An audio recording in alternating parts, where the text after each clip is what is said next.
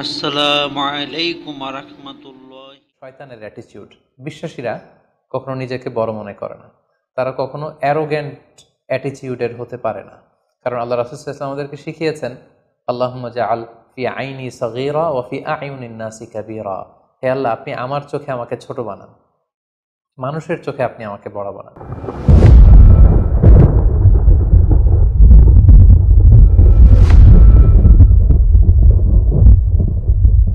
আসসালামু আলাইকুম ওয়া রাহমাতুল্লাহি ওয়া বারাকাতুহু। নাহমাদুহু ওয়া নুসাল্লি আলা রাসূলিহিল কারীম। আম্মা বা'দু ফাআউযু বিল্লাহি মিনাশ শাইতানির রাজীম। বিসমিল্লাহির রহমানির রহিম। আদম আলাইহিস সালাম, তিনি হচ্ছেন আবুল বাশার, মানবমণ্ডলীর আদি পিতা। তিনি পৃথিবীর প্রথম মানুষ এবং প্রথম নবী। গোটা মানবমণ্ডলীর মধ্য থেকে আল্লাহ তাআলা আদম আলাইহিস সালামকে পৃথিবীর প্রথম মানুষ এবং প্রথম নবী হিসেবে বাছাই করেছেন। আর আমরা পৃথিবীতে যারা আছি, আমরা সবাই হচ্ছি বানি আদম বা আদম আলাইহিস সালামের বংশধর। আল্লাহ তাআলা আদম আলাইহিস সালামকে সৃষ্টি করার অনেক আগে এই পৃথিবীতে প্রথমে জিন তৈরি করেছিলেন। আল্লাহ তাআলা ইরশাদ করছেন, ওয়াল জান্না খলাকনাহু মিন ক্বাবলু মিন নারিস সামুম। আর আমি মানবজাতি সৃষ্টির অনেক আগে প্রজ্বলিত আগুনের শাখা থেকে জিন জাতিকে তৈরি করেছি। আল্লাহ তাআলা যখন আদম আলাইহিস সালামকে সৃষ্টি করবেন বলে চিন্তা করলেন, আল্লাহ তাআলা সিদ্ধান্তটি ফেরেশতাদের সাথে শেয়ার করলেন। আল্লাহ তাআলা বললেন, ইন্নী জাআইলুন ফিল আরদি খলিফা। ওহে ফেরেশতারা, আমি পৃথিবীতে আমার রিপ্রেজেন্টেটিভ, আমার প্রতিনিধি হিসেবে মানুষ তৈরি করতে যাচ্ছি। যেহেতু জিন জাতিরা পৃথিবীতে আদম আলাইহিস সালামের আগেই অনেক রক্তপাত করেছিল, বিশৃঙ্খলা সৃষ্টি করেছিল, সেই অভিজ্ঞতার আলোকে সেই ডিসকাশনে আল্লাহ তাআলার সাথে ফেরেশতাদের ডিসকাশনে ফেরেশতারা তাদের মতামত পেশ করলেন। তারা বললেন তাদের অভিজ্ঞতার আলোকে, ক্বালু আতাজআলু ফিহা মান ইউফসিদু ফিহা ওয়া ইয়াসফিকুদ দিমা। অর্থাৎ, হে আল্লাহ, আপনি কি এমন কোনো জাতি তৈরি করবেন যারা পৃথিবীতে ফাসাদ সৃষ্টি করবে, ক্যাওস করবে, রক্তপাত করবে? নাহনু নুসাব্বিহু বিহামদিকা ওয়া নুকদ্দিসু লাক। আমরা তো আপনার তাসবিহ পড়ি, আপনার প্রশংসা করি, আমরাই তো ভালো, কেন আপনি আবার মানুষ বানাতে যাবেন? আল্লাহ তাআলা বললেন, ইন্নী আ'লামু মা লা তা'লামুন। যে হে ফেরেশতারা, আমি এমন কিছু জানি যেটা তোমরা জানো না। আল্লাহ তাআলার এই সিদ্ধান্তের কথা যখন তিনি ফেরেশতাদেরকে জানিয়ে দিলেন যে আমি মানুষ বানাতে যাচ্ছি, অতঃপর আল্লাহ তাআলা তার সিদ্ধান্ত অনুযায়ী তিনি মানুষ তৈরি করলেন। আদম আলাইহিস সালাম হচ্ছে পৃথিবীর সর্বপ্রথম মানব। তিনি আদম আলাইহিস সালামকে মাটি থেকে তৈরি করেছেন। এই ভূপৃষ্ঠের যত জায়গায় যত ধরনের মাটি আছে, সব মাটিগুলোকে সেখান থেকে কিছু কিছু অংশ নিয়ে আল্লাহ তাআলা আদম আলাইহিস সালামকে তৈরি করলেন। আল্লাহ তাআলা ইরশাদ করছেন, ইন্নী খালিকুম বাশারাম মিন তিন। নিশ্চয় আমি মানবজাতিকে মাটি থেকে তৈরি করেছি। এজন্য বলা হয়ে থাকে মাটির মানুষ, বা আদম হচ্ছে মাটির তৈরি। বেসিকলি আমরা সবাই আমাদের মা এবং বাবা থেকে তৈরি হয়েছি, তাদের স্পার্ম থেকে, ওভাম থেকে। যেহেতু মানুষের এই বীর্য বা স্পার্মটি আমাদের খাবার দাবারের একটা শক্তিরস বা নির্যাস, এবং আমাদের খাবার দাবার, ফলমূল, এগুলো আসে বেসিকলি মাটি থেকে। সেই দিকে ইঙ্গিত করে আমাদেরকে বলা হয় যে আমরাও হচ্ছি মাটির তৈরি। আদম আলাইহিস সালামকে আল্লাহ তাআলা সরাসরি মাটি থেকে তৈরি করলেন, এবং এই সৃষ্টি প্রক্রিয়ার 3টি ধাপ ছিল। প্রথমত আল্লাহ তাআলা মাটিগুলোকে এঁটেল মাটিতে রূপ দিলেন, যেটাকে কোরআন বলেছে তিনুন লাজিব। তারপর সেই এঁটেল মাটিতে আল্লাহ তাআলা বৃষ্টি বর্ষণ করলেন, ফলে সেটা হয়ে গেল হামাইম মাসনুন, মানে কাদামাটি। এরপর কাদামাটির সে দলা দিয়ে আল্লাহ তাআলা সেখানে হিট দিলেন, প্রচণ্ড তাপ দিলেন। তাপ দিয়ে সেই মাটির দলাটিকে তিনি বানালেন সলসলিন কাল ফখর, ঠনঠনে পোড়ামাটি। এবং সেই ঠনঠনে পোড়ামাটির যে কাঠামো, আল্লাহ তাআলা আদম আলাইহিস সালামের স্ট্রাকচার দিলেন, কাঠামো দিলেন, এবং সেই কাঠামোর ভেতরে আল্লাহ তাআলা রুহের ফুৎকার দিলেন। আল্লাহ বললেন, ফাইদা সাওয়াইতুহু ওয়া নাফাখতু ফীহি মির রূহি। যখন আমি আদমকে তৈরি করলাম, তখন then I breathed into him my spirit. আমি তার ভেতরে আমার রুহের ফুৎকার দিলাম। ফলে আদম আলাইহিস সালাম জীবিত মানুষ হিসেবে সর্বপ্রথম আবির্ভূত হল। আমরা যদি সহিহ বুখারীর দিকে তাকাই, তাহলে দেখব যে সহিহ বুখারীতে সাইয়েদনা আদম আলাইহিস সালামকে যখন আল্লাহ তাআলা তার আকৃতি দিয়েছেন, অবয়ব দিয়েছিলেন, তার হাইট কত ছিল, কত লম্বা তিনি ছিলেন, সে ব্যাপারে সহিহ বুখারীতে এসেছে, ওয়াকানা তুলহু সিত্তুনা যিরাআন, 60 বিঘত তিনি লম্বা ছিলেন। আমাদের হাতের এই কনুই থেকে আঙ্গুল পর্যন্ত এই জায়গাটিকে বলা হয় 1 বিঘত। সেই হিসেবে তিনি ছিলেন 60 বিঘত লম্বা, 60 কিউবিট। এবং সহিহ মুসলিমের একটি বর্ণনা থেকে আমরা জানতে পারি জুমার দিন আল্লাহ তাআলা আদম আলাইহিস সালামকে তৈরি করেছিলেন। ইয়াউমুল জুমআতি ফিহি খুলিকা আদম, জুমার দিনে আল্লাহ তাআলা আদম আলাইহিস সালামের সৃষ্টি প্রক্রিয়া এটাকে তিনি সম্পন্ন করেছেন। আদম আলাইহিস সালামকে তৈরি করার পরে আল্লাহ তাআলা ফেরেশতাদেরকে এবং আদম আলাইহিস সালামকে একসাথে করে একটি মক টেস্ট নিলেন। সেখানে আল্লাহ তাআলা তাদের সবাইকে কিছু শব্দের নাম শিক্ষা দিলেন এবং আদম আলাইহিস সালামকে ফেরেশতাদের সামনে এনে ফেরেশতাদেরকে আল্লাহ তাআলা বললেন যে এগুলোর নাম যদি তোমরা আমাকে বলতে পারো তাহলে বলো। আল্লাহ তাআলা বললেন আম্বিউনি বিআসমাই হাউলাই ইন কুনতুম সাদিকিন। ফেরেশতাদেরকে প্রথমে প্রশ্ন করা হলো, বলো তো এগুলোর নাম কি? ফেরেশতারা উত্তর করতে পারলেন না। অতঃপর আদম আলাইহিস সালামকে লক্ষ্য করে আল্লাহ যখন বললেন ইয়া আদম আম্বিহুম বিআসমাইহিম, হে আদম তুমি এই জিনিসগুলোর নাম সবাইকে শুনিয়ে দাও। ফালাম্মা আম্বাআহুম বিআসমাইহিম, আদম আলাইহিস সালাম যখন একটার পর একটা সবগুলো জিনিসের নামকরণ করে ফেলতে পারলেন, সবগুলো জিনিসের নাম বলতে পারলেন, ক্বালা আলাম আকুল লাকুম ইন্নী আ'লামু গায়বাস সামাওয়াতি ওয়াল আরদ, আল্লাহ তাআলা ফেরেশতাদেরকে বললেন আমি কি তোমাদেরকে বলিনি যে আমি আকাশ জমিনের গায়েবের সমস্ত বিষয়ের ধারক এবং বাহক, সব বিষয়ের জ্ঞান আমার কাছে আছে।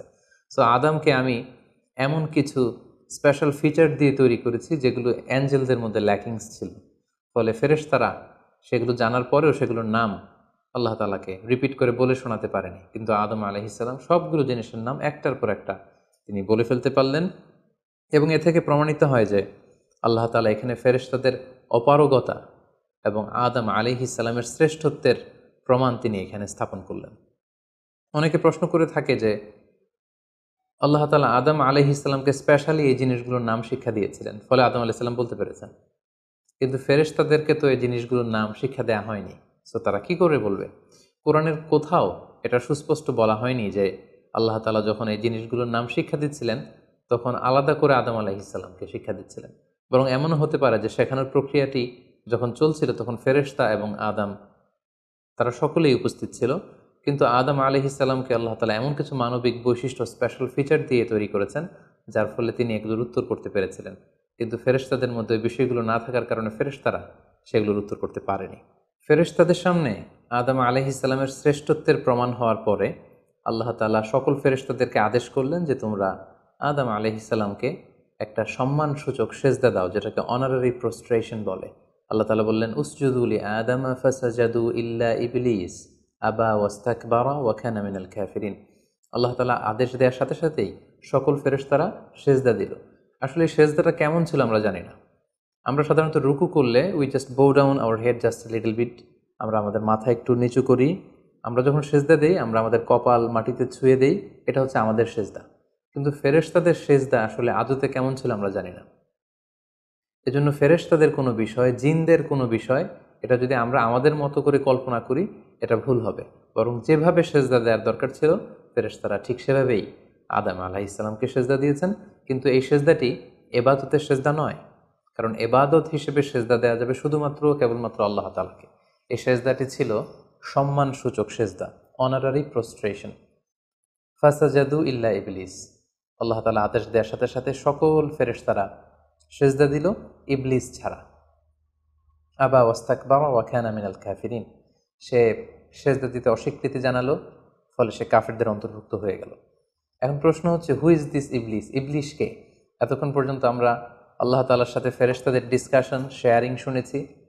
আদম আলাইহিস সালামকে হঠাৎ করে সৃষ্টি করলেন, কিন্তু নাও এ নিউ ক্যারেক্টার অ্যাপিয়ার্ড, নতুন একটি ক্যারেক্টার চলে এসেছে, সেটা হচ্ছে ইবলিস। ইবলিস হচ্ছে এক মহাজ্ঞানী সত্তা, যে হচ্ছে কানা মিনাল জিন। কোরআন আমাদেরকে কনফার্ম করেছে কানা মিনাল জিন্নি ফাফাসাকা আন আমরি রাব্বি। ইবলিস বা শয়তান বেসিকলি জিন জাতির অন্তর্গত। আমরা আমাদের আদম আলাইহিস সালামের আলোচনার শুরুতেই বলেছি যে আল্লাহ তাআলা মানব সৃষ্টির আগে এই পৃথিবীতে জিন তৈরি করেছিলেন। ইবলিস হচ্ছে সেই জিনের অন্তর্গত।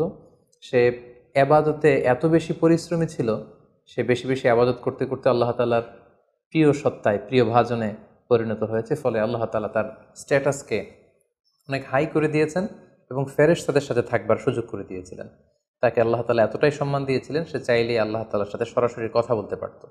কিন্তু আল্লাহ তাআলা যখন আদম আলাইহিস সালামকে সেজদা দেওয়ার আদেশ করলেন, সবাই সেজদা দিল ইবলিস ছাড়া।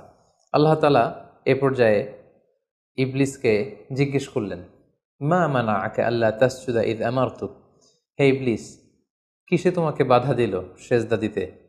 কেন তুমি সেজদা দিলে না? সবাই যেখানে সেজদা দিল, তুমি কেন সেজদা দিলে না? ইবলিস তখন উত্তরে বলল, আনা খাইরুম মিনহু খলাকতানি মিন নার ওয়া খলাকতাহু মিন তিন। আমি আদমের চাইতে শ্রেষ্ঠ। সে আল্লাহর সাথে আর্গুমেন্ট দিতে শুরু করলো, লজিক দিতে শুরু করলো। সে যদি অন্তত এতটুকু বলতো যে আল্লাহ, আপনি কেন আমাকে সেজদা দিতে বলছেন, আমি এটার সিগনিফিকেন্স, এটার কারণ জানতে চাই, অথবা আল্লাহ আমি ভুল করে ফেলেছি, আপনি আমাকে ক্ষমা করুন, এর কোনোটাই না করে সে আল্লাহর সাথে আর্গুমেন্ট দিতে লাগলো। আর্গুমেন্টেটিভ একটা অ্যাটিটিউড তার মধ্যে গ্রো করলো। সে বলল, খলাকতানি মিন নার ওয়া খলাকতাহু মিন তিন। আপনি আমাকে সৃষ্টি করেছেন আগুন থেকে, আদমকে সৃষ্টি করেছেন মাটি থেকে। আগুন হচ্ছে ঊর্ধ্বমুখী, আগুনের লেলিহান শিখা দাউ দাউ করে উপরের দিকে উঠতে থাকে, আর মাটির চাকা ঢিলা, ছেড়ে দিলে নিচে পড়ে যায়। সো ঊর্ধ্বমুখী কোনো জিনিস তো নিম্নমুখী কোনো জিনিসের কাছে নত হতে পারে না, আমি কেন সেজদা দেব? সে যখন আল্লাহ তাআলার কাছে এইভাবে যুক্তিতর্ক স্থাপন করলো, আল্লাহ তাআলা তার র্যাঙ্কিংকে নষ্ট করে দিলেন। আল্লাহ বললেন যে তুমি বিতাড়িত, অভিশপ্ত, লাঞ্ছিত এবং ধিক্কৃত। আল্লাহ তাআলা তার যে হাই র্যাঙ্ক এবং স্ট্যাটাস, সেই পদমর্যাদা, তাকে পদমর্যাদাচ্যুত করা হলো। ফলে সে তার আগের অবস্থানে আর থাকলো না। সে আল্লাহ তাআলাকে এবার বলতে আরম্ভ করলো, ক্বাল আনজিরনি ইলা ইয়াউমি ইউবআসুন, হে আল্লাহ, এত বছর আমি ইবাদত করার পরে আপনার প্রিয় ভাজন হলাম, কিন্তু শুধু আদমকে সম্মানসূচক সেজদা প্রদর্শন না করার কারণে আপনি আমার স্ট্যাটাসকে নামিয়ে দিলেন, আপনি আমাকে ধিক্কৃত, অভিশপ্ত বলে ঘোষণা করলেন। তাহলে আমি আপনার কাছে একটা জিনিস চাই, সেটা হচ্ছে আনজিরনি ইলা ইয়াউমি ইউবআসুন, আপনি আমাকে কিয়ামত পর্যন্ত হায়াত দিন, যাতে আমি কিয়ামত পর্যন্ত বেঁচে থাকতে পারি। এবং সে শুধু আল্লাহর সাথে আর্গুমেন্ট দিয়েই ক্ষান্ত হয়নি, সে এ পর্যায়ে আল্লাহ তাআলাকে চ্যালেঞ্জ ছুড়ে দিল। বেসিকলি যদিও ইবলিস এত এত ইবাদত করে আল্লাহ তাআলার প্রিয় হয়েছিল, ফেরেশতাদের পর্যায়ে চলে গিয়েছিল, আল্লাহ তাআলা তার সাথে ডিরেক্টলি কথা বলতো, কিন্তু ইবলিসের ভেতরে একটা সুপ্ত অহমিকা বোধ ছিল। আল্লাহ তাআলা চেয়েছেন এই ইনসিডেন্টের মধ্য দিয়ে সেই সুপ্ত অহমিকা বোধটা প্রকাশ করে দিতে। ইবলিস ভাবতো যে কেউ আমাকে ছাড়িয়ে যেতে পারবে না, আমি সবার চাইতে শ্রেষ্ঠ।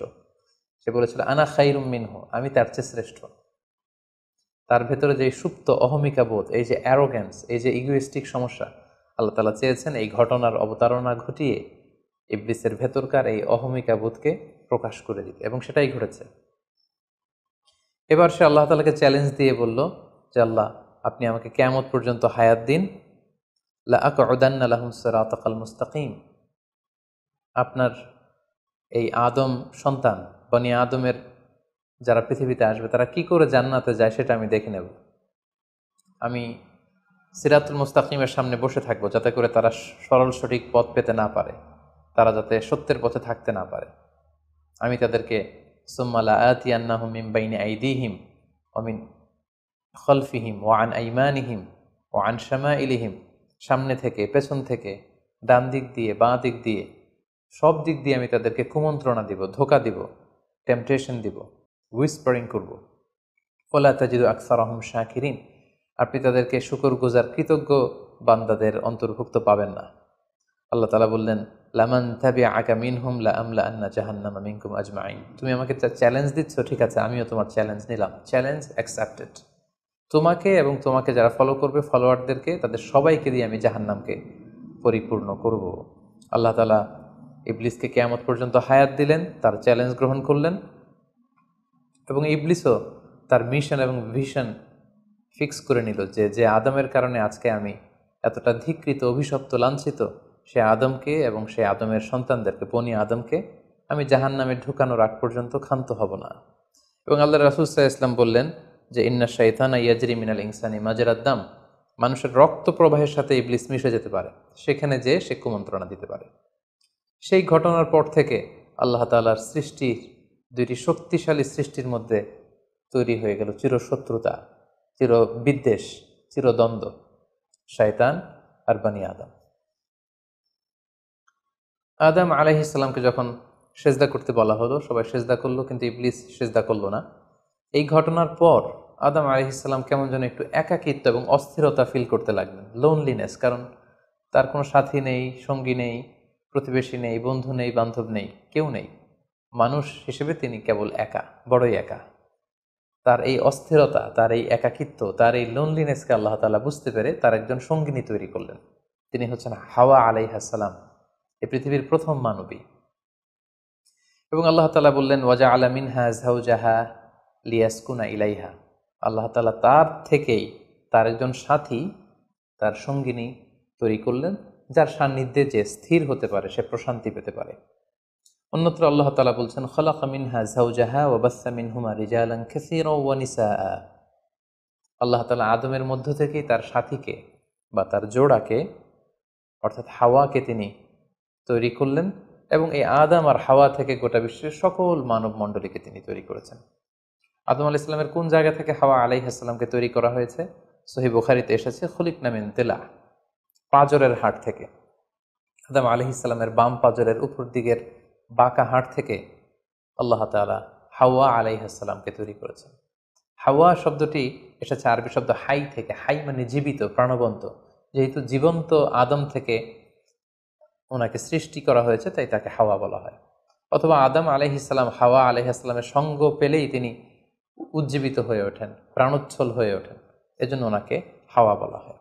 তাহলে পৃথিবীর প্রথম মানবী হাওয়া আলাইহিস সালামকে আল্লাহ তাআলা আদম আলাইহিস সালামের নিঃসঙ্গতা, একাকিত্ব এবং লোনলিনেস যে ফিলিংটা, এটা দূর করার জন্য তার একজন সঙ্গী তিনি ঠিক করে দিলেন, আদম এবং হাওয়া। ইংরেজিতে বলা হয় অ্যাডাম অ্যান্ড ইভ। এবং আল্লাহ তাআলা তাদের দুজনকে জান্নাতে থাকবার পারমিশন দিলেন। আল্লাহ তাআলা বললেন ওয়াকুলনা ইয়া আদম উসকুন আনতা ওয়া যাওজুকাল জান্নাহ। আদম, তুমি আর তোমার স্ত্রী বা তোমার সঙ্গিনী দুজনে মিলে জান্নাতে থাকো। তবে এক্ষেত্রে কিছু ডুজ অ্যান্ড ডোন্টস আছে, কিছু ওয়ার্নিং আছে, কিছু প্রিকশন আছে। সেটা হচ্ছে ওয়াকুলা মিনহা রাগাদান হাইসু শি'তুমা। এই বাগানে, এই জান্নাতের যেখান থেকে মনে যায় তৃপ্তি সহকারে তোমরা উভয়ে খাও, কিন্তু ওয়ালা তাকরাবা হাযিহি শাজারাতা ফাতাকুনা মিনাল যালিমিন। জান্নাতের যেখান থেকে মনে চায় তোমরা খেতে পারো, পান করতে পারো, ঘুরে বেড়াতে পারো, আনন্দ উৎসব করতে পারো, কিন্তু ওয়ালা তাকরাবা হাযিহি শাজারা, এই গাছের ফল খাবে না। Be aware of this tree, এই গাছের কাছেও যাবে না। যদি যাও, যদি খাও, তাহলে ফাতাকুনা মিনাল যালিমিন, তোমরা জালিমদের অন্তর্ভুক্ত হয়ে যাবে। তাহলে আল্লাহ তাআলা আদম এবং হাওয়াকে জান্নাতে থাকার সুযোগ দিলেন। সেখানে কি করা যাবে, কি করা যাবে না সেটা বাতলে দিলেন, ডুজ অ্যান্ড ডোন্টস দিলেন এবং ওয়ার্নিং দিয়ে দিলেন।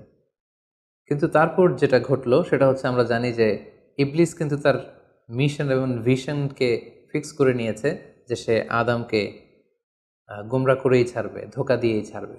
এবং সে অনুপাতে সে সামহাও জান্নাতে ঢুকে আদম এবং হাওয়া আলাইহিস সালামকে উইসপারিং করে, টেম্পটেশন দিয়ে, কুমন্ত্রণা দিয়ে তাদেরকে বিভ্রান্ত করে ফেলল।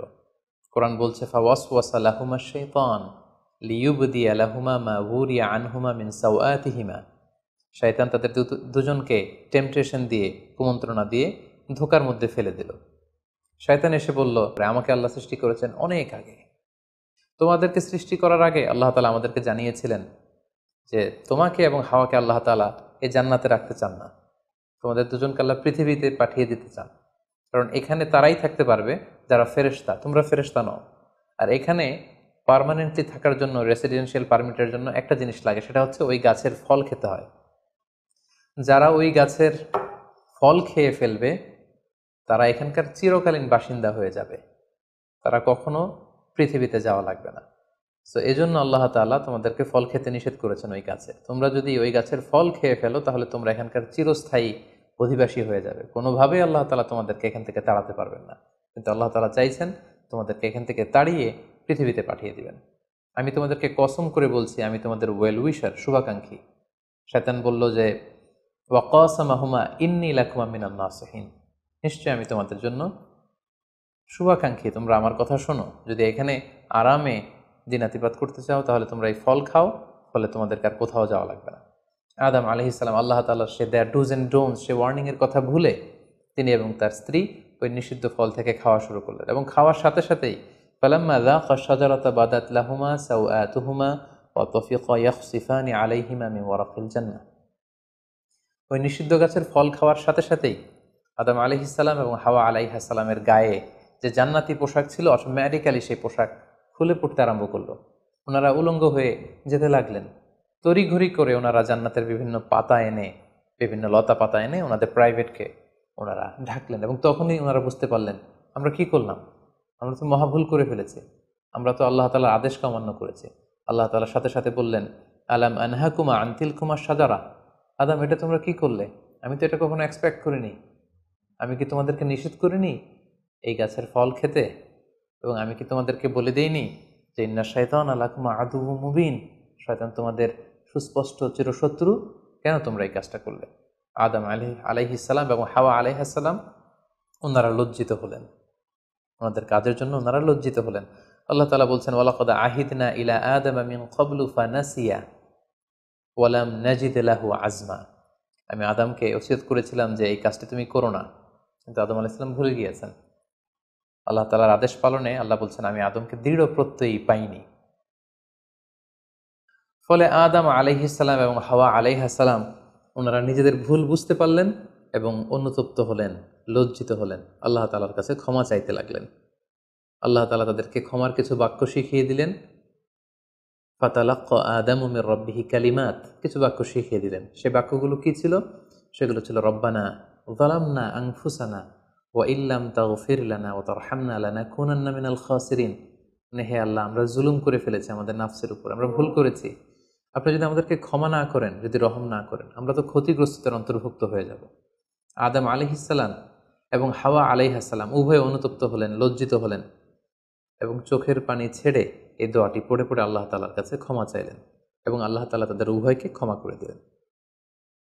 এবার আল্লাহ তাআলা তাদের দুজনকে বললেন, যেহেতু তোমরা আমার আদেশকে মান্য করতে পারোনি, সেজন্য তোমাদেরকে পৃথিবীতে চলে যেতে হবে। ইহবিতু বা'দুকুম লিবা'দিন আদু, তোমাদেরকে পৃথিবীতে নামিয়ে দেয়া হলো। ওয়ালাকুম ফিল আরদি মুস্তাকাররু ওয়া মাতাউন ইলা হিন, এই পৃথিবী হবে তোমাদের আবাসস্থল, এই পৃথিবীতে অনেক জীবন উপকরণ তোমাদের জন্য থাকবে।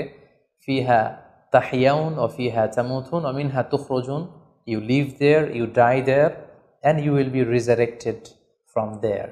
তোমরা পৃথিবীতে বসবাস করবে, পৃথিবীতেই তোমাদের মৃত্যু হবে, এবং এই পৃথিবীর কবর থেকেই, মাটি থেকেই তোমাদেরকে আবার আমি পুনরুত্থান করব, and this is my decision. আদম আলাইহিস সালাম এবং হাওয়া আলাইহিস সালাম পৃথিবীর প্রথম মানব এবং মানবীকে জান্নাত থেকে আল্লাহ তাআলা পৃথিবীতে নামিয়ে দিলেন, এবং আল্লাহ বললেন যে তোমাদেরকে নামিয়ে দিয়ে আমি ক্ষান্ত হচ্ছি না। ফাইম্মা ইয়াতিয়ান্নাকুম মিন্নি হুদান, আমার গাইডেন্স তোমাদের কাছে আসবে। ফামান তাবিআ হুদায়া ফালা ইয়াযিল্লু ওয়ালা ইয়াশকা, আমার দেয়া পথ নির্দেশিকা এবং গাইডেন্স যারা মেনে চলবে তারা কখনো পথভ্রান্ত হবে না, তারা কখনো গোমরা হবে না। অতঃপর আল্লাহ তাআলা তাদের দুজনকে পৃথিবীতে নামিয়ে দিলেন। আদম এবং হাওয়া কোথায় নামিয়ে দিলেন এ ব্যাপারে ঐতিহাসিকদের মধ্যে মতভেদ পাওয়া যায়। কিছু কিছু ঐতিহাসিকগণ বলেন যে আদম আলাইহিস সালামকে মক্কা এবং তায়েফের মাঝখানে দাহানা নামক একটা জায়গায় আল্লাহ নামিয়ে দিয়েছেন। কোনো কোনো বর্ণনা মতে পাওয়া যায় যে আদম আলাইহিস সালামকে আল্লাহ তাআলা ইন্ডিয়ান সাবকন্টিনেন্টে শ্রীলঙ্কার সিংহাল নামক একটা জায়গায় পাঠিয়েছেন, এবং তারা সেখানে অ্যাডামস পিক নামে একটি পাহাড়ের কথা বলে থাকেন, যেখানে আদম আলাইহিস সালামের ফুটপ্রিন্ট বা পায়ের ছাপ সংরক্ষিত আছে বলে অনেক ঐতিহাসিকগণ মত প্রকাশ করেছেন। হাওয়া আলাইহিস সালামকে সৌদি আরবের জেদ্দা নগরীতে আল্লাহ তাআলা নাজিল করেন বলে অনেক ঐতিহাসিকগণ মতামত দিয়েছেন। তাহলে তারা পৃথিবীর এক এক দিকে এক একজন, অনেক দিন পরে তারা দুজন সৌদি আরবের জাবালে রাহমা, যেখানে বিদায় হজের ভাষণ দিয়েছিলেন আল্লাহ রাসূল সাল্লাল্লাহু আলাইহি ওয়াসাল্লাম, ময়দানটাকে বলা হয় ময়দানুল আরাফাত, আরাফাতের ময়দানে ওনারা আবার রিইউনাইটেড হয়েছেন এই পৃথিবীর বুকে। সম্মানিত, শুধু এ পর্যায়ে আমরা জানবো how was the life of Adam and Eve on earth. এই পৃথিবীতে আদম আলাইহিস সালাম এবং হাওয়া আলাইহিস সালামের একেবারে পৃথিবীর শুরুর দিকের জীবন পরিক্রমাটা কেমন ছিল, হাউ ওয়াজ দেয়ার লাইফ, কীভাবে তারা তাদের জীবন অতিবাহিত করেছেন। আমরা জানি যে তাদের দুজনের মাধ্যমেই হিউম্যান হিস্ট্রি শুরু হয়েছিল, মানব ইতিহাস।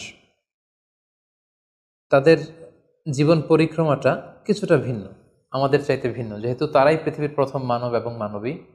তাদের কোনো প্রতিবেশী নেই, তাদের কোনো বন্ধুবান্ধব নেই, পৃথিবীতে আর কোনো মানুষ তাদের আশেপাশে ছিল না, শুধু তারাই।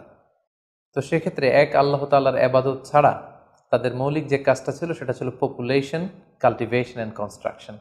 কি করে জনসংখ্যা বৃদ্ধি করা যায় পৃথিবীতে, কি করে সন্তান লালন পালন করা যায়, কি করে চাষাবাদ করা যায়, কি করে ফার্মিং করা যায়, এবং কি করে মানব সভ্যতার বিনির্মাণ করা যায়, এটাই ছিল পৃথিবীর প্রথম মানব এবং এই মানবীর প্রধানতম দায়িত্ব। যেহেতু ওনারা যদি নতুন প্রজন্ম তৈরি না করেন, ওনারা যদি চাষাবাদ না করেন, ওনারা যদি সভ্যতা বিনির্মাণ না করেন, তাহলে পৃথিবীতে মানব সভ্যতা টিকে থাকবে না। ফলে মৌলিক আবাদতের পাশাপাশি এগুলোই ছিল ওনাদের কাজ। আল্লাহ তাআলা সব শিখিয়ে দিলেন কিভাবে গাছ রোপণ করতে হয়, কিভাবে চাষাবাদ করতে হয়, কিভাবে ছাগল গরু এগুলো লালন পালন করতে হয়, এবং সেখান থেকে কিভাবে দুধ দহন করে নিজেদের খাবারের যোগান দিতে হয়। বেসিকলি আদম আলাইসাল্লামের কাছে যে সহিফাগুলো নাজিল হয়েছিল, সেখানে শরীয়তের মূলনীতির চাইতে কিভাবে পৃথিবী আবাদ করতে হবে এই বিষয়গুলোই বেশি স্থান পেয়েছিল। এক্ষেত্রে সবচেয়ে মজার ব্যাপার হচ্ছে আদম আলাইহিস সালামের এই জীবন পরিক্রমার সবচেয়ে গুরুত্বপূর্ণ একটি মজার বিষয় হচ্ছে যে কিছুদিন পরেই তাদের কুলকে আলোকিত করে, তাদের সংসারকে আলোকিত করে নতুন প্রজন্ম আসতে শুরু করলো। এবং আদম আলাইহিস সালাম এবং হাওয়া আলাইহিস সালামের মাধ্যমে যে সন্তানরা পৃথিবীতে আসতো, তারা ছিল অলওয়েজ টুইন বেবি বা যমজ সন্তান হিসেবে আসতো। সর্বপ্রথম আল্লাহ তাআলা তাদেরকে একটি সন্তান, একটি ছেলে সন্তান এবং একটি মেয়ে সন্তান দিয়ে ধন্য করলেন, এবং তারা তাদের নাম রাখলেন, ছেলেটির নাম রাখলেন কাবিল, মেয়েটির নাম রাখলেন আকলিমা। এবং তারপরের বছর আবারও হাওয়া আলাইহিস সালাম গর্ভবতী হয়ে সন্তান জন্ম দিলেন।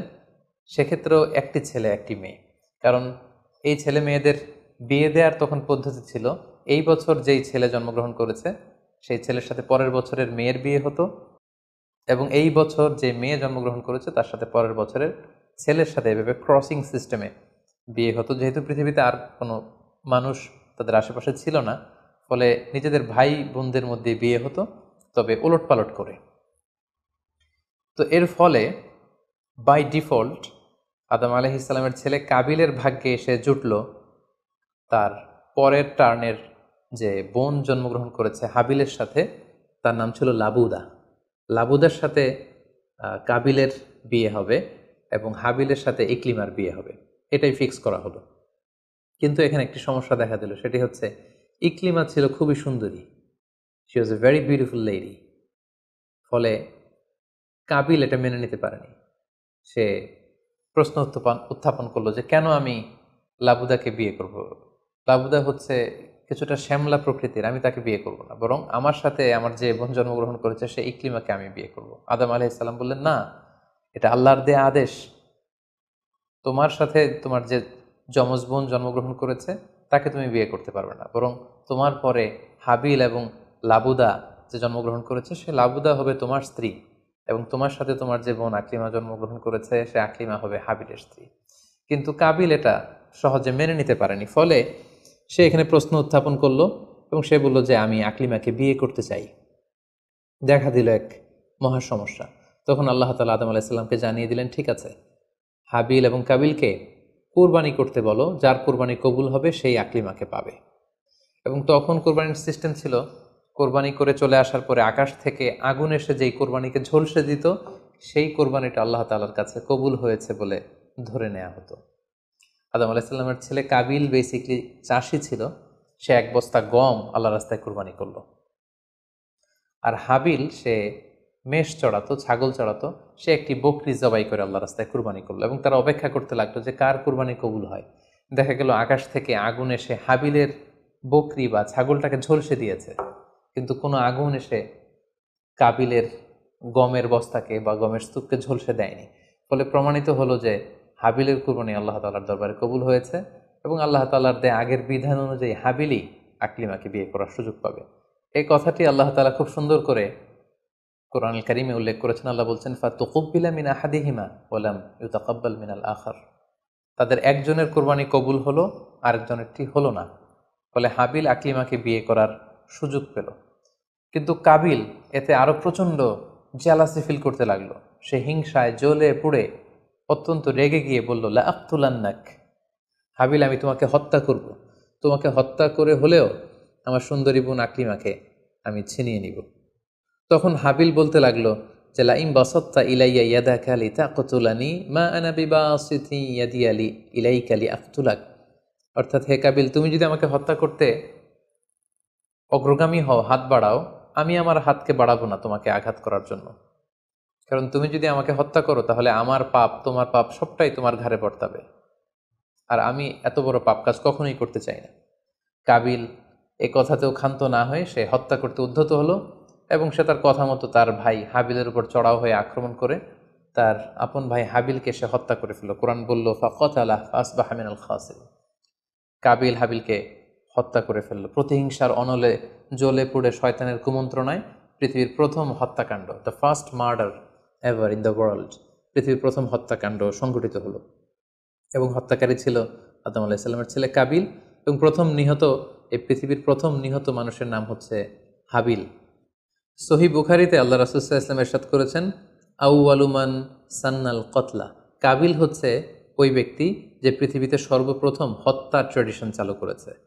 কাবিলের আগে কেউই পৃথিবীতে হত্যাকাণ্ড ঘটায়নি, ফলে হাবিল হচ্ছে পৃথিবীর প্রথম শহীদ বা প্রথম নিহত মানুষ। এবং কাবিল যেহেতু এই হত্যার ট্র্যাডিশন করেছে, এই মার্ডারের ট্র্যাডিশন করেছে, ফলে পৃথিবীতে যারাই এই বিচার বহির্ভূত হত্যা বা অন্যায়ভাবে কাউকে হত্যাকাণ্ডের সাথে জড়িত হবে তার একটি পার্সেন্টেজ গুণা কিয়ামত পর্যন্ত কাবিলের ভাগেও এটি যেতে থাকবে। এখন যে মজার ব্যাপারটি ঘটেছে সেটি হচ্ছে, কাবিল যখন হাবিলকে আক্রমণ করেছে, হাবিলকে নিহত করেছে, হত্যা করেছে, হত্যা করার পরে হাবিল লাশ হয়ে শুয়ে রইল। কারণ কাবিল যখন হাবিলকে আক্রমণ করেছে, হাবিলের গা থেকে যখন ব্লিডিং হয়েছে, সে ছটফট ছটফট করতে করতে এক পর্যায়ে মারা গেল। কিন্তু মারা যাওয়া কাকে বলে এটাও পৃথিবীর কেউ জানতো না। কাবিল নিজেও বুঝতে পারেনি যে এইভাবে আমি আঘাত করলে হাবিল এইভাবে মরে যাবে, তার ব্লিডিং হবে। মৃত্যু কি এটা তারা জানে না, কারণ এই পর্যন্ত এই পৃথিবীতে কেউ তো মারা যায়নি। ফলে সে দেখলো যে কিছুক্ষণ আগে আমার ভাই হাবিল আমার সাথে কথা বলছিল, এখন হাবিল আর কথা বলে না, চুপ করে শুয়ে আছে, নড়ে না চড়ে না। কাবিল তার ভাইকে কাঁধে নিয়ে ঘুরতে লাগলো। কি করবে, সে কথা বলে না কেন? কারণ এটা যে মৃত্যু, দিস ইজ দ্য ডেথ, এটা তাদের জানা ছিল না। এবং তার ভাইয়ের লাশকে সে কি করবে সে নিজে বুঝতে পারছিল না। তখন হাবিলকে শিক্ষা দেওয়ার জন্য আল্লাহ তাআলা একটি কাককে পাঠালেন। ফাবাআসাল্লাহু গুরাবান ইয়াবহাসু ফিল আরদি লিউরিয়াহু কাইফা ইউয়ারি সাওআতা আখি। দুটি কাক এসে একটি কাক আর একটি কাককে হত্যা করলো, এবং হত্যাকারী কাকটি তার ঠোঁট দিয়ে তার পা দিয়ে মাটি খুঁড়ে গর্ত করে সেই গর্তের ভেতরে মৃত কাকটিকে ফেলে আবার মাটি দিয়ে ঢেকে ফেলল। এই দৃশ্যটি হাবিল দেখে বুঝতে পারলো যে কাবিল দেখে বুঝতে পারলো আমাকেও একই কাজ করতে হবে। কাবিল তখন মাটি খুঁড়ে তার ভাই হাবিলকে মাটি চাপা দিয়ে পৃথিবীর প্রথম ফিউনারাল বা বারিফাইংয়ের যে সিস্টেম, কবর দেওয়ার যে প্রক্রিয়া, এটা তিনি সারলেন। আদম আলাইহিস সালাম তখন চলে গিয়েছিলেন মক্কায় কাবা নির্মাণের কাজে বা হজের কাজে। সেখান থেকে ফিরে এসে এই ঘটনা শুনে তিনি অত্যন্ত দুঃখ পেলেন। তিনি কাবিলকে ভর্ৎসনা করলেন এবং আদম আলাইহিস সালামের সন্তান সন্ততি সবাইকে ডেকে তিনি নাসিহত করলেন, এক আল্লাহর আদেশ মেনে নেওয়ার জন্য তিনি সবাইকে আহ্বান জানালেন। হাবিলের পরবর্তীতে আল্লাহ তাআলা এওয়াদান আন হাবিলের পরিবর্তে তিনি শীস আলাইহিস সালামকে আদম আলাইহিস সালামের ছেলে হিসেবে পৃথিবীতে দান করলেন। হাওয়া আলাইহিস সালামের কোল জুড়ে পৃথিবীতে আসলো শীস, এবং তার সাথে তার টুইন বোন হাজুরা পৃথিবীতে আসলো। এবং আদম আলাইহিস সালামের পরে শীস আলাইহিস সালামকে আল্লাহ তাআলা নবী হিসেবে সিলেক্ট করলেন। এবং সহিহ ইবনে হিব্বানের একটি বর্ণনা এসেছে, যদি বর্ণনাটি দুর্বল, যে শীস আলাইহিস সালামের কাছে আল্লাহ তাআলা 50টি সহিফা নাজিল করেছিলেন। দেখতে দেখতে আদম আলাইহিস সালাম তার জীবনের 1000 বছর পূর্ণ করলেন। তিনি বয়োবৃদ্ধ হয়ে আসলেন এবং তার এই নবুয়তির দায়িত্ব আল্লাহ তাআলা শীস আলাইহিস সালামের কাঁধে দেওয়ার পরে আদম আলাইহিস সালামের পৃথিবী থেকে বিদায় নিলেন। কোথায় তাকে কবর দেওয়া হয়েছে? ঐতিহাসিকদের মধ্যে একাধিক মত পাওয়া যায়। কোনো কোনো বর্ণনা মতে ওনাকে মক্কাতে কবরস্থ করা হয়েছে, কোনো কোনো ঐতিহাসিক বর্ণনা মতে ওনাকে বাইতুল মাকদাসে কবরস্থ করা হয়েছে। আর ঠিক এভাবেই পৃথিবীর প্রথম মানব এবং প্রথম নবী আদম আলাইহিস সালাম এই পৃথিবী থেকে বিদায় নিয়ে পরপারে পাড়ি জমালেন। সম্মানিত সুধী, আদম আলাইহিস সালামের এই জীবনী থেকে আমাদের জন্য কি শিক্ষা? কেন আল্লাহ তাআলা কালামুল্লাহ মাজিদে কোরআনুল কারীমে নবীদের ঘটনাগুলো বর্ণনা করেছেন? কেন আদম আলাইহিস সালামের ঘটনা আমাদেরকে শুনিয়েছেন? নিশ্চয়ই এর পেছনে কারণ রয়েছে। সেটি হচ্ছে আমরা যাতে করে এই জীবনী থেকে আমাদের প্রাত্যহিক জীবনের জন্য শিক্ষা, লেসন, এগুলো যাতে গ্রহণ করতে পারি। আদম আলাইহিস সালামের এই বর্ণাঢ্য জীবনী থেকে, সংগ্রামী জীবনী থেকে আমরা কি শিখতে পারি, কি কি লেসন আমাদের জন্য রয়েছে, এ পর্যায়ে আদম আলাইহিস সালামের জীবনী থেকে শিক্ষাগুলো আমরা আলোচনা করব। আদম আলাইহিস সালামের জীবনী থেকে প্রথম যে শিক্ষাটা আমরা পাই সেটা হচ্ছে সৃষ্টির জন্য অহংকার করা বা অ্যারোগেন্স এটা শোভা পায় না। অহংকার করা এটা হচ্ছে স্রষ্টার বৈশিষ্ট্য। কোনো সৃষ্টি কখনো অহংকার করতে পারে না। আল্লাহ তাআলা বলেছেন হাদিসে কুদসিতে, আল কিবরিয়া উরিদা ই, অহংকার হচ্ছে আমার চাদর, এজন্য যে অহংকার করবে ওকে আমি জাহান্নামে নিক্ষেপ করব। কিন্তু শয়তানের ক্ষেত্রে আমরা এই মিস্টেকটাই দেখেছি। সে অহংকারের ফাঁদে পা দিয়ে আল্লাহ তাআলার আদেশ অমান্য করেছে এবং সে ধিক্কৃত অভিশপ্ত একটা সত্তায় পরিণত হয়েছে এবং সে বলেছে যে আনা খাইর মিনহু, আমি আদমের চাইতে শ্রেষ্ঠ। কোনো বিশ্বাসী, কোনো প্র্যাকটিসিং মুসলিম কখনো নিজেকে বড় মনে করতে পারে না। ইসলাম আমাদেরকে এটা শেখায় না। নিজেকে বড় মনে করা এটা হচ্ছে শয়তানের স্বভাব, যেটা আমরা আদম আলাইহিসসালাম এবং শয়তানের যে ঘটনা ইনসিডেন্ট সেখান থেকে আমরা জানতে পারলাম। নিজেকে বড় মনে করা এটা শয়তানের অ্যাটিটিউড। বিশ্বাসীরা কখনো নিজেকে বড় মনে করে না, তারা কখনো অ্যারোগ্যান্ট অ্যাটিটিউডের হতে পারে না। কারণ আল্লাহ রাসূল সাল্লাল্লাহু আলাইহি ওয়াসাল্লাম আমাদেরকে শিখিয়েছেন, আল্লাহুম্মা জাআল ফি আইনি সাগীরা ওয়া ফি আ'ইউনিন নাসি কাবীরা, হে আল্লাহ আপনি আমার চোখে আমাকে ছোট বানান, মানুষের চোখে আপনি আমাকে বড় বানান। আপনি নিজেকে কখনো বড় বলে উপস্থাপন করতে পারবেন না। আপনি বড় এটা আপনার মুখে বলা শোভা পায় না, বরং আপনি বড় কিনা ছোট এটা মানুষ প্রমাণ করবে, সেটা মানুষ ডিসাইড করবে। এজন্য আল্লাহ রাসূল সাল্লাল্লাহু আলাইহি ওয়াসাল্লাম বলতেন, হে আল্লাহ আমার চোখে আপনি আমাকে ছোট বানান, মানুষের চোখে আপনি আমাকে বড় বানান। তাহলে আদম আলাইহিস সালাম এবং ইবলিসের এই ঘটনা থেকে আমরা প্রথম যে শিক্ষাটা পাই সেটা হচ্ছে আমরা যেন কখনো আমাদের অন্তরে অহমিকা বোধ লালন না করি, আমরা যেন এই ইগোইস্টিক সমস্যাতে না ভুগি, আমরা কখনো যেন অহংকারী না হই, বরং আমরা যেন বিনয়ী হতে পারি। বিনয়ী বান্দাদেরকে আল্লাহ তাআলা পছন্দ করেন। নিজেকে বড় মনে করা এটা হচ্ছে শয়তানের স্বভাব এবং সে নিজেকে বড় মনে করেই চির অভিশপ্ত হিসেবে চিহ্নিত হয়েছে। আদম আলাইহিস সালামের ঘটনা থেকে আরও একটি শিক্ষা আমরা যেটি পাই সেটি হচ্ছে শয়তানের প্রথম মিশন ছিল মানুষের দেহ থেকে পোশাক খুলে ফেলা। আই রিপিট, আমি আবারও বলছি, মানুষের দেহ থেকে পোশাক খুলে ফেলা, নগ্নতা বা অশ্লীলতা, এটা হচ্ছে শয়তানের প্রধান হাতিয়ার। আমরা এই ঘটনা থেকে জেনেছি যে আদম আলাইহিসসালাম এবং হাওয়া আলাইহিসসালাম তারা যখন ওই নিষিদ্ধ গাছ থেকে ভক্ষণ করলেন, তারা যখন নিষিদ্ধ ফলটি খেয়ে ফেলেন, সাথে সাথে জান্নাতের পোশাক তাদের দেহ থেকে খুলে পড়ে গিয়েছে। এবং কেন আদম আলাইহিসসালাম এবং হাওয়া আলাইহিসসালামকে শয়তান ওয়াসওয়াসা দিয়েছিল? সূরা আরাফে আল্লাহ বলছেন, লিউরিয়াহুমা সাওআতিহিমা, যাতে করে তাদের প্রাইভেট, তাদের লজ্জাস্থান প্রকাশিত হয়ে পড়ে। তাহলে আমরা এই ঘটনা থেকে আরও যে শিক্ষাটি পাই সেটি হচ্ছে নগ্নতা এবং অশ্লীলতা হচ্ছে শয়তানের প্রধান হাতিয়ার। বর্তমানে আমরা সেটাই দেখতে পাচ্ছি যে শয়তান আমাদের পোশাককে খাটো করতে যাচ্ছে। দিনকে দিন আমাদের পোশাকের ধরন এমন হতে যাচ্ছে, বিশেষ করে আমাদের বোনদের বা নারীদের পোশাকের দিকে যদি আমরা তাকাই, এটা ছোট হতে হতে এমন একটা পর্যায়ে চলে যাচ্ছে, এর মাধ্যমে কিন্তু এই নিউডিটি বা নগ্নতা এবং অশ্লীলতার ছড়াছড়ি আমাদের সমাজে খুব বেড়ে গিয়েছে। এবং এটা ছিল শয়তানের প্রধান হাতিয়ার। আমাদের আদি পিতা এবং আদি মাতাকে এই নগ্নতা এবং অশ্লীলতার মাধ্যমেই, তাদের দেহ থেকে পোশাক খোলার মাধ্যমে কিন্তু শয়তান প্রথম তার শত্রুতা প্রকাশ করতে পেরেছিল। এবং কারা আসলে আমাদের শত্রু, কে আমার শত্রু কে আমার বন্ধু, এটা আমাদেরকে জানতে হবে। আল্লাহ তাআলা খুব সুস্পষ্টভাবে কোরআনে বলেছেন যে ইন্নাহু লাকুম আদু মুবিন, তোমরা শয়তানের পদাঙ্ক অনুসরণ করো না, কারণ শয়তান হচ্ছে তোমাদের সুস্পষ্ট শত্রু। সো কে আমার বন্ধু কে আমার শত্রু, এ ব্যাপারে যেন আমরা সুস্পষ্ট একটি ধারণা পেতে পারি, এই জন্য কোরআন আমাদেরকে জানিয়েছে শয়তান হচ্ছে আমাদের প্রকাশ্য শত্রু। আদম আলাইহিস সালামের এই স্টোরি থেকে আমরা আরও একটি শিক্ষা পাই, সেটা হচ্ছে আল্লাহ তাআলা যখন জান্নাতে আদম এবং হাওয়া আলাইহিস সালামকে থাকার সুযোগ দিলেন, আল্লাহ বললেন ওয়ালা তাকরাবা হাযিহি শাজারা, খবরদার যেটা মনে চায় খাও, কিন্তু ওই গাছের কাছেও যেও না। আল্লাহ তাআলা কিন্তু বলেননি ওই গাছের ফল খেও না, আল্লাহ বলেছেন কাছেও যেও না। এটা একটা কোরআনিক টার্ম, কাছেও যাওয়া যাবে না। ফল খাওয়া তো দূর কি বাত, ওই গাছের ফল খাওয়া তো অনেক পরের কথা, আগে কাছে গেলেই না ফল খাওয়া না খাওয়ার প্রসঙ্গটা আসে। এজন্য আল্লাহ তাআলা সাবধান করে বলে দিয়েছিলেন কাছেও যেও না। এটা কোরআনের একটা টার্ম। অশ্লীলতার ব্যাপারে যখন আল্লাহ আমাদেরকে সাবধান করেছেন, আল্লাহ বলেছেন ওয়ালা তাকরাবুজ জিনা, অশ্লীলতার কাছেও যেও না। যেখানে আল্লাহ তাআলা আমাদেরকে শিখাচ্ছেন যে কাছেও যেও না, কিন্তু আমরা আমাদের দেশে কাছে আসার গল্পের নাম কিন্তু এখন শুনছি।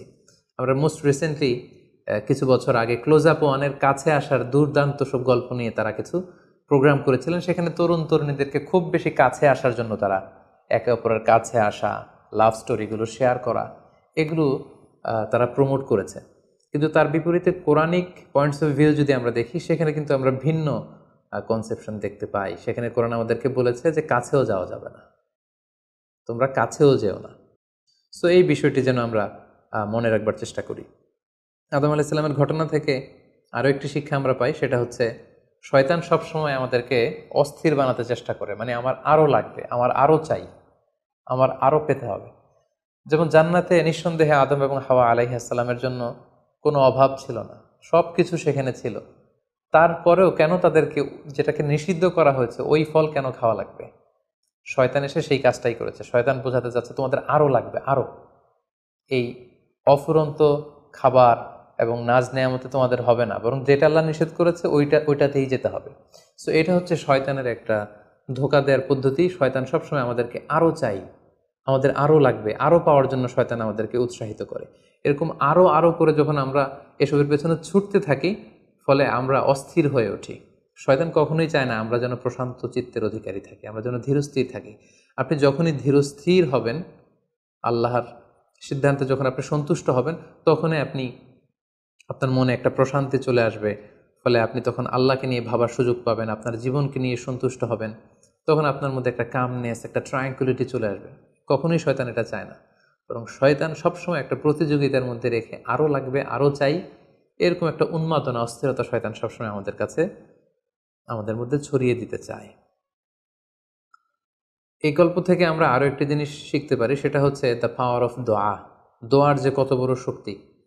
একটু খেয়াল করে দেখুন যে আল্লাহ তাআলা শয়তানের দোয়াও কিন্তু ফিরিয়ে দেয়নি, কিন্তু আমরা অল্পতে নিরাশ হয়ে যাই। শয়তান বলেছিল, আল্লাহ তুমি আমাকে চিরকাল বেঁচে থাকার সুযোগ দাও, লম্বা হায়াত দাও। আল্লাহ এই দোয়া কবুল করলেন। শয়তান বললেন, আল্লাহ আমি ডানে বায়ে সামনে পেছনে সব দিক থেকে যেন আদম এবং হাওয়াকে, মানুষকে কুমন্ত্রণা দিতে পারি, তুমি সুযোগ দাও। আল্লাহ সুযোগ দিলেন, আল্লাহ দোয়া কবুল করলেন। শয়তান বলল, আল্লাহ আমি যেন মানুষের শিরায় উপশিরায় রক্তের প্রবাহের ভেতরে ঢুকে যেন আমি টেম্পটেশন দিতে পারি। আল্লাহ তাআলা এটাও কবুল করলেন। তো যে আল্লাহ তাআলা শয়তানের দোয়া কবুল করে ফেলতে পারেন, সে আল্লাহ তাআলাকে আমাদের দোয়া কবুল করবেন না? অবশ্যই করবেন। তো সেক্ষেত্রে দোয়ার মতো দোয়া করতে হবে। সিনসিয়ার দোয়া ইজ লাইক এ মিজাইল। আপনি যদি সিনসিয়ারলি দোয়া করেন, এটা মিজাইলের মতো। মিজাইল হামলা করলে যেমনি লক্ষ্যবস্তুতে যে ভেদ করে, তেমনি দোয়ার মতো যদি দোয়া করা যায়, চাওয়ার মতো যদি আল্লাহ তাআলার কাছে চাওয়া যায়, সেই দোয়াটাও আল্লাহ তাআলা কবুল করবেন। দোয়া ইটস অ্যান আর্ট, এটা একটা শিল্প। কেমন করে চাইতে হয়, কেমন করে দোয়া করতে হয়, সেটাও জানতে হয়। সো আমরা যখন আল্লাহ তাআলার কাছে চাইবো, আমরা যেন খুব সিনসিয়ারলি চাই। 5 নম্বর যেই শিক্ষাটি আমরা পাই, সেটা হচ্ছে রিপেন্টেন্স, অনুতপ্ত হওয়া। শয়তানও আল্লাহর আদেশ অমান্য করেছে, আদম আলাইহিস সালামও আদেশ অমান্য করেছে। আল্লাহ বলেছেন সেজদা দাও, শয়তান সেজদা না দিয়ে আদেশ অমান্য করল। আল্লাহ তাআলা আদমকে বলেছেন এই গাছের কাছে যেও না, আদম আলাইহিস সালাম ভুল করে খেয়ে তিনিও আদেশ অমান্য করলেন। পার্থক্যটা কোথায়? পার্থক্য হচ্ছে শয়তান ভুল করে সে ভুলের উপর অটল থেকে গিয়েছিল, অহংকার করেছিল। কিন্তু আদম আলাইহিস সালাম ভুল করে তিনি অনুতপ্ত হয়েছিলেন। শয়তান ভুল করে ভুলের উপর স্থির থাকে, আর আল্লাহর প্রিয় বান্দারা ভুল করে তারা আল্লাহ তাআলার কাছে ক্ষমা চায়।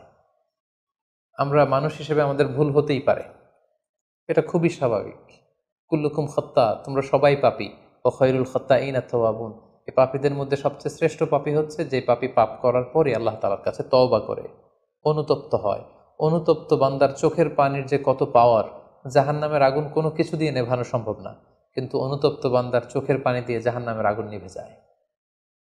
একজন বান্দা যখন ভুল করে, পাপ করে, ভুল বুঝতে পেরে অনুতপ্ত হয়ে চোখের পানি ছাড়ে, তার চোখের পানি চোখ বেয়ে, তার নাকের ডগা বেয়ে মাটিতে পড়ার আগেই আল্লাহ অনুতপ্ত বান্দার সব গুনাহ মাফ করে দেন।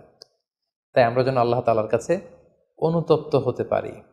শয়তান আল্লাহকে সেদিন চ্যালেঞ্জ দিয়ে বলেছিল, আল্লাহ আমি দেখে নেব কি করে তুমি তোমার বান্দাদেরকে জান্নাতে ঢুকাও।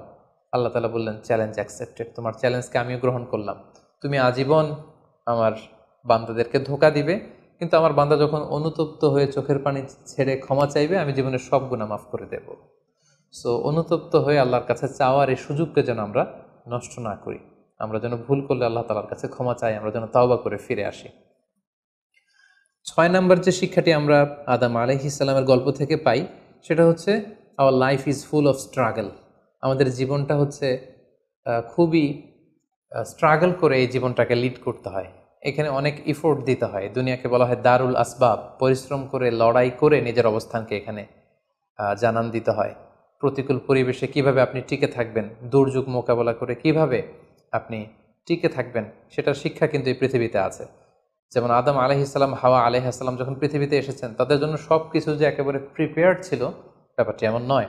ওনাদেরকে কষ্ট করতে হয়েছে, ওনাদেরকে চাষাবাদ করতে হয়েছে, মেষ পালন করতে হয়েছে, গাছ রোপণ করতে হয়েছে, ঝড় ঝঞ্ঝা বন্যা এই প্রতিকূল পরিবেশে তাদেরকে টিকে থাকার লড়াই করতে হয়েছে। ফলে এই পৃথিবীতে টিকে থাকতে হলে লড়াই করতে হয়, সংগ্রাম করতে হয়। এই জীবনটা হচ্ছে সংগ্রামময় একটা জীবন। ফলে আদম আলাইহিস সালামের এই সংগ্রামী জীবন থেকে আমরা এটাও বুঝতে পারি যে এখানে আমাদেরকে টিকে থাকার জন্য লড়াই করে করে নিজের অস্তিত্বের জানান দিতে হবে। সর্বশেষ আদম আলাইহিস সালামের জীবনী থেকে যে আমরা শিক্ষাটি পাই সেটা হচ্ছে এই পৃথিবীতে অনেক ধরনের ফিতনা আছে, এর মধ্যে নারী ঘটিত ফিতনা একটি বড় ধরনের ফিতনা, এবং এই পৃথিবীর প্রথম যে হত্যাকাণ্ড সেটা নারী ঘটিত কারণেই হয়েছে। এবং সহিহ মুসলিম আল্লাহ রাসূল সাল্লাল্লাহু আলাইহি ওয়াসাল্লাম বলেছেন, ফাইন্না আউওয়ালা ফিতনাতি বানি ইসরাঈল কানাত ফিন্নিসা, বনি ইসরায়েলের প্রথম ফিতনাও নারীদের ব্যাপারেই ঘটেছে। এবং আল্লাহ রাসূল বলেছেন, আমার পরে তোমাদের জন্য নারীদের ফিতনার চাইতে বড় কোনো ফিতনা আমি রেখে যাইনি। ফলে এই নারী ঘটিত ফিতনা থেকে আমাদেরকে সাবধান থাকতে হবে। বর্তমানেও যখন আমরা পত্রপত্রিকা খুলি প্রায় কিন্তু আমরা এই ধরনের অশ্লীলতা, নগ্নতা, ধর্ষণের মতো জঘন্য ঘটনার কথা আমরা শুনি। এতে করে আমরা বুঝতে পারছি যে নারী ঘটিত ফিতনাটা আসলেই অনেক বড় ফিতনা। এক্ষেত্রে আসলে নারীদেরকে ব্লেম করা হচ্ছে না, এক্ষেত্রে উভয়ই সমানভাবে অপরাধী। নারী পুরুষ উভয়কেই আল্লাহ তাআলা তাদের চোখকে অবনমিত রাখতে বলেছেন।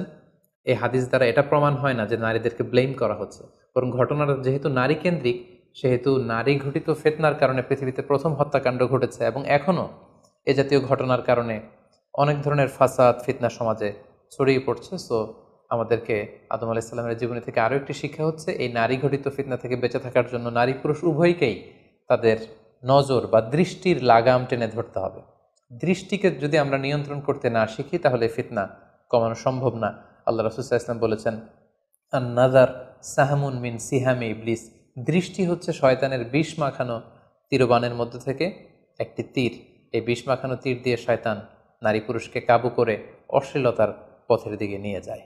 সম্মানিত শুধু এই ছিল আদম আলাইহিস সালামের সংগ্রামী জীবন কাহিনী এবং ওনার জীবনী থেকে আমাদের জন্য কিছু লেসন বা শিক্ষা। আল্লাহ তাআলা আমাদের সবাইকে নবীদের রেখে যাওয়া পথ এবং মতে তাদের অনুসৃত পথে আমাদেরকে পরিচালিত করুক। আসসালামু আলাইকুম